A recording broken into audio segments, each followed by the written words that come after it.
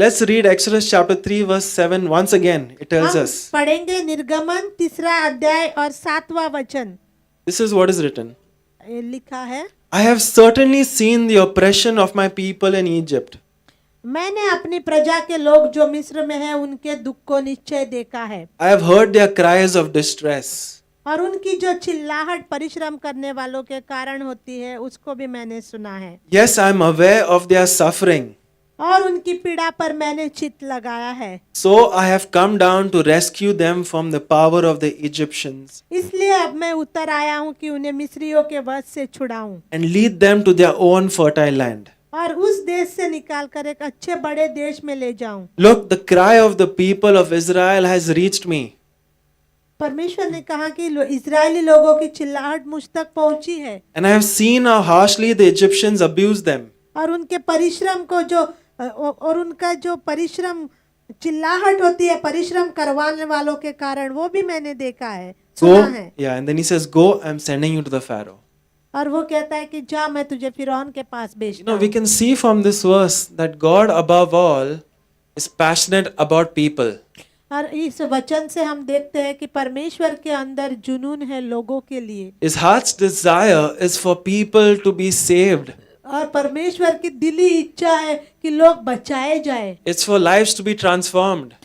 परमेश्वर की इच्छा है कि लोगों के जीवन बदले। It is said he sees the injustice that people are facing. और वो परमेश्वर का वचन में लिखा है कि वो देखता है उस अन्याय को जो इजरायलियों के साथ हो रहा था। He hears the pain that they are going through. वो सुनता है उनकी चिल्लाहट को। Imagine this all-powerful God who can create of heaven and earth. He can see your pain. आप कल्पना कर सकते हो जो वो परमेश्वर जिसने आकाश और पृथ्वी का निर्माण किया है, वो आपके दर्द को सुनता है।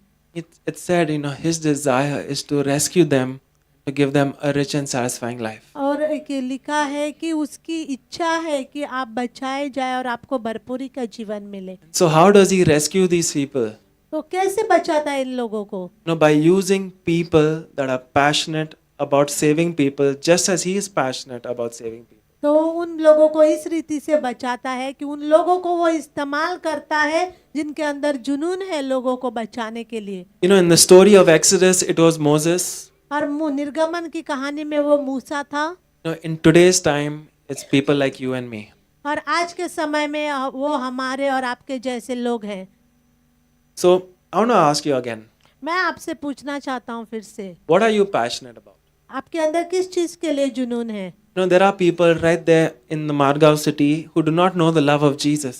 बहुत सारे लोग हैं इस शहर में जो परमेश्वर के प्रेम को नहीं जानते। There are people currently at this very moment, suffering from anxiety, depression, ready to commit suicide.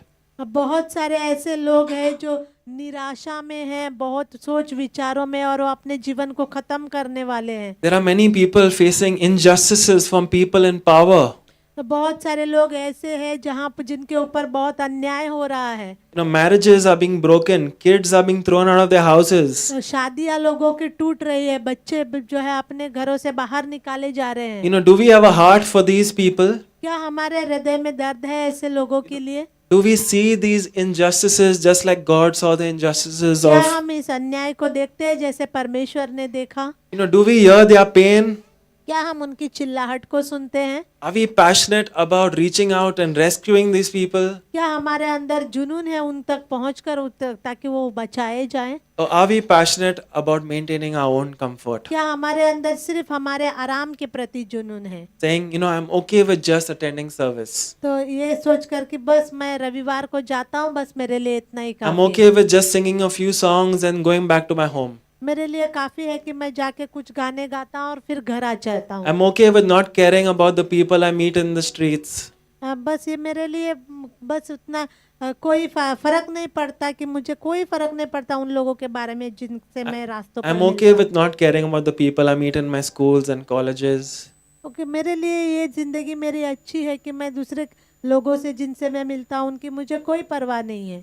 The rich and satisfying life that God wants for you requires you to be passionate about people. भरपूरी का जीवन जो परमेश्वर आपके लिए चाहता है उसके लिए जरूरत है कि आपके अंदर लोगों के लिए जुनून हो। It's a non-negotiable. इसके प्रति आप वाद विवाद नहीं कर सकते। You know, the Bible says the laborers are few.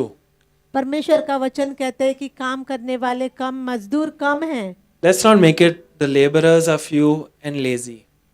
तो हम उसको इस रीति से कहेंगे कि मजदूर थोड़े भी है और आलसी भी है। You know what's amazing about our God? कौन सी बहुत एक अच्छी बात है हमारे परमेश्वर के बारे में, That Jesus wasn't lazy.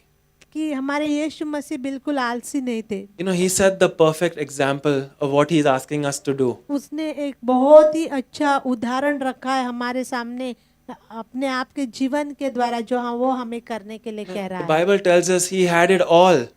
परमेश्वर का वचन कहता है कि उसके पास वो सब कुछ था। He was very comfortable in heaven. He enjoyed this perfect relationship with God. वो स्वर्ग में बहुत आराम वाली जगह में था और उसका बहुत अच्छे संबंध अनुभव कर रहा था पिता के साथ। So why did he choose to leave heaven, which is so nice, and come down to earth as a man and die a painful death? तो फिर उसने यह निर्णय क्यों लिया कि स्वर्ग को छोड़कर जो बहुत अच्छा था, इस धरती पर आकर इतना दर्द भरी मृत्यु वो मरने के लिए? Why did he do it? क्यों किया उसने ऐसा? Because he wanted to rescue people like you and me. क्योंकि वो मेरे और आपके लोगों के मेरे और आप जैसे लोगों को बचाना चाहता था। He heard our cries.